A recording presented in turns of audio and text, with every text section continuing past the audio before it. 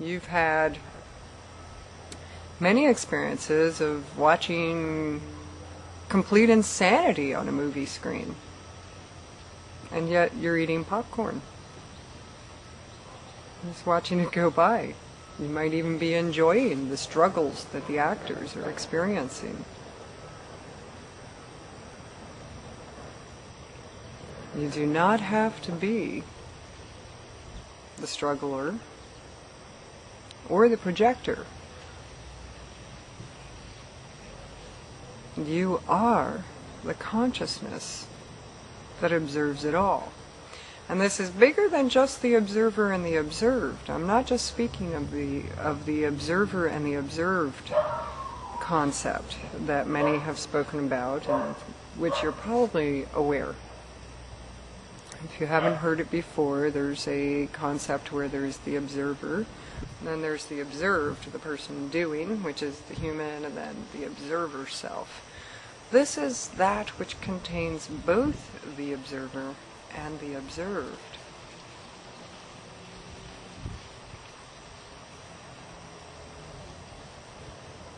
It is the container that contains it all.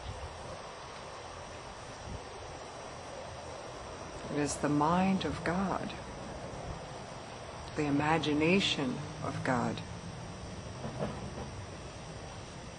This whole universe is inside of a jar, and that jar is the mind of God. Just as you as a human have thoughts and emotions and imaginings and fantasies and dreams and whatever you'd like to call them. And this is what God's mind is doing as well. All of this, everything here, is an imagining in the mind of God. You are but a figment of God's imagination.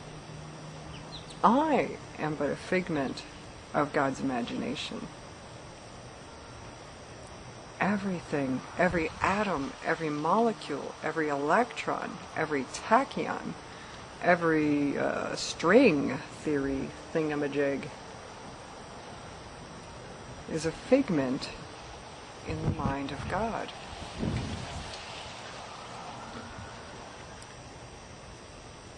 When God stops imagining, the whole universe will disappear into the nothingness from where it came.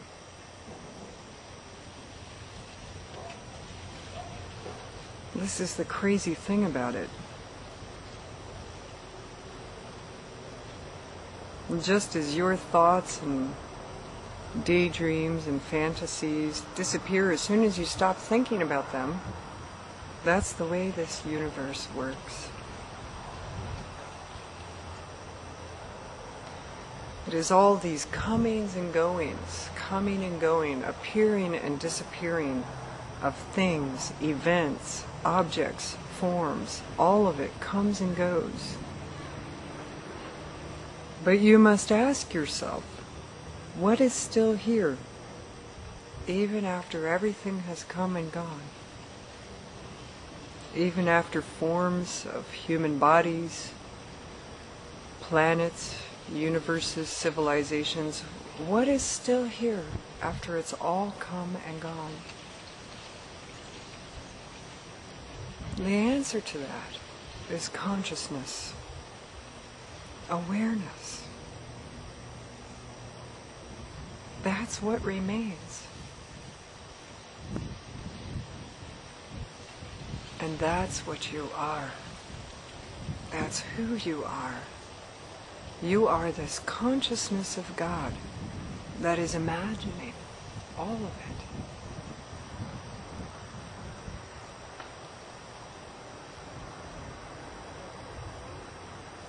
it. You are not separate from God. God is not outside yourself. God is in everything. It permeates every cell of your being. It is looking through every molecule in your body out at itself. This is why the mind simply cannot follow. There's a point on your spiritual path, and the mind is useful up to a certain point. It's good to figure out things. It's good to learn about spiritual truths. It's good to figure things out up to a certain point. But there comes a point where there's no more figuring to be done. There's no more strategizing to be done. There's no more to know with the human mind. It simply cannot follow where you can go. It cannot follow to the point of origin that you are. This, how to put it in words, this awareness, this consciousness, this eternal self that has been here before the beginning of time, will be here after time has ended, is here now, in timelessness, right now.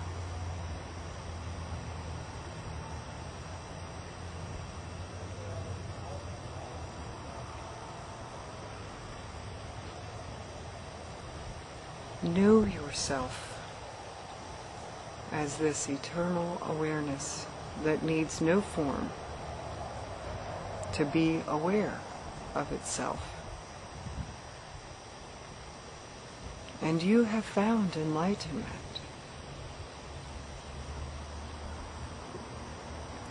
Now, what follows after enlightenment is probably better called deepening.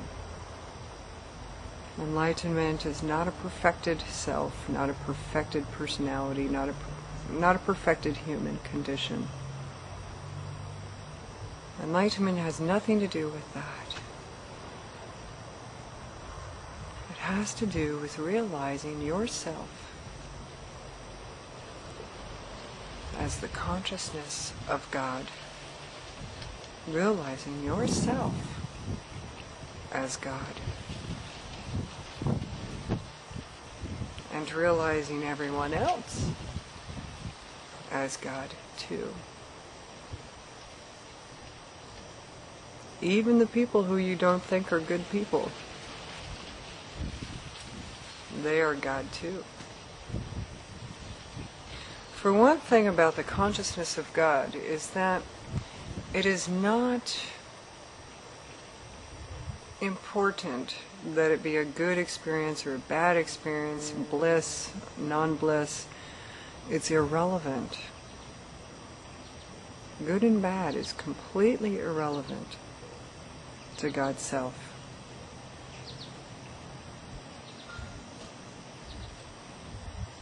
The very poorly behaving human, the terrible leader that gets its entire country into dire straits, the bad husband, the bad wife, the bad child, all of them are the consciousness of God exploring its imagination of itself.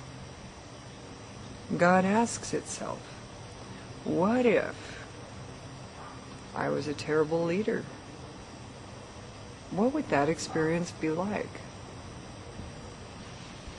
What if I was a saint or a guru? What would that experience be like?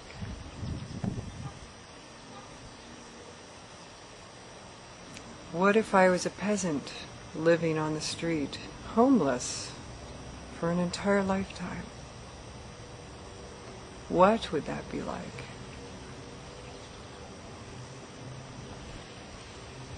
What if I was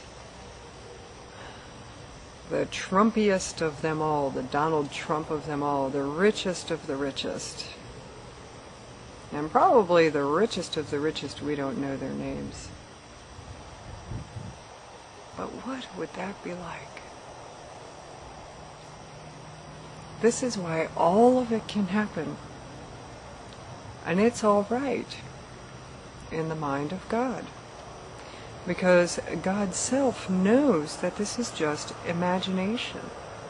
This is just imagining. The human self has not figured that out yet. The human self thinks it's all very real, And suffering is to be avoided at all costs. But eternal self does not balk at any experience. It does not fear having a bad experience or a good experience. It doesn't see a difference.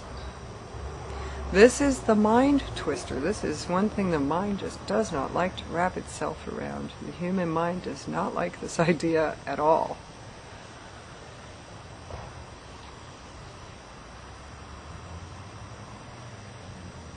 The truth is, it is all allowed. It's all here. Because God's self knows that it cannot be harmed by its imagination. Just as you know, you cannot be harmed by your imagination. You might wake up from a terrible dream and go, "Phew, glad that wasn't real. Goodness." You might wake up from a good dream and say, "Oh, I wish that was real." Either way, this is how it is for the God self, which is you.